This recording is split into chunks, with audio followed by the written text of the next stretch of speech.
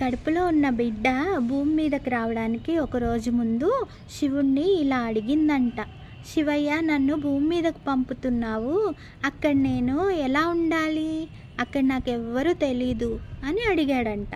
అప్పుడు శివుడు, నేను నీకోసం ఆల్రెడీ ఒక దేవతను పంపాను, నిన్ను ఆ దేవత అందరికంటే ఎక్కువగా ఇష్టంగా ప్రేమగా చూసుకుంటుందని చెప్పాడు.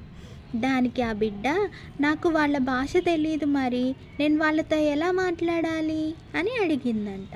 దానికి శివుడు ఒక చిన్న నవ్వు నవ్వి, నీకోసం అక్కడ ఒక దేవత ఉంది, తను నీకోసం అందమైన మాటలు మాట్లాడుతుంది, అలాగే నీకు వాళ్ళ భాష నేర్పించిద్ది, అందరితో ఎలా మాట్లాడాలో కూడా చెప్తుంది అన్నాడట. మరి నాకు ఆకలేస్తే ఎలా అని అడుగుతాడంట. అప్పుడు శివుడు, నీకోసం అక్కడ దేవత ఉందని చెప్పాను కదా, నువ్వు తినకపోయినా నీకు తినిపిస్తుంది అని చెప్పాడంట. దీంతో ఆ బిడ్డ, ఇంతకీ ఆ దేవత ఎవరు అని అడుగుతాడంట. దానికి శివుడు, ఆ దేవత పేరు అమ్మ అంటాడంట. అవునా అమ్మా? అవును తల్లి.